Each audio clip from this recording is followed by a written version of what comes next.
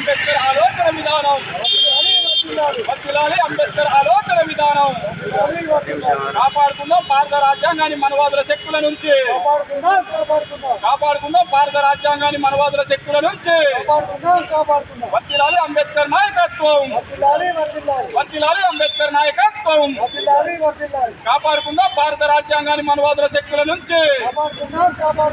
వర్ధిల్లాలి CPM party నాయకత్వం, వర్ధిల్లాలి సిపిఎం పార్టీ నాయకత్వం.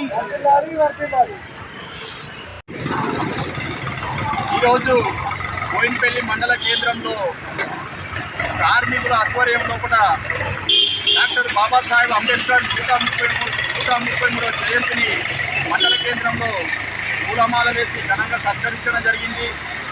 డాక్టర్ బాబాసాహెబ్ అంబేద్కర్ కన్న కళలు ఏవైతే ఉన్నాయో ఆ కళను సాకారం చేసేందుకు మనం అందరం బీసీ, ఎస్టీ, మైనార్టీ మొత్తం ఏకతాటి మీద ఉండి తను కళ్ళలు కన్న స్వరాజ్యం ఏదైతే ఉందో ఆ సాధన దిశలో నడవాలని చెప్పి ఈ సందర్భంగా సిపిఎం పార్టీ పక్షాన పిలుపునివ్వడం జరుగుతుంది.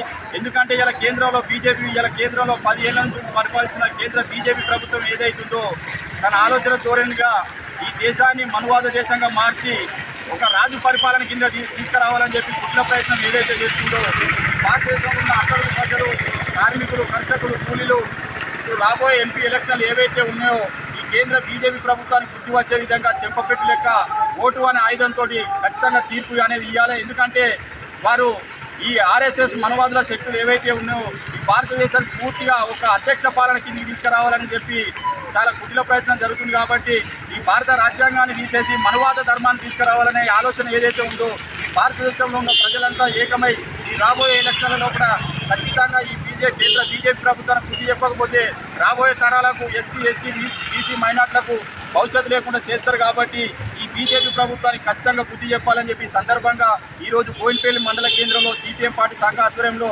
133వ జయంతిని ఘనంగా నిర్వహించుకోవడం జరిగింది.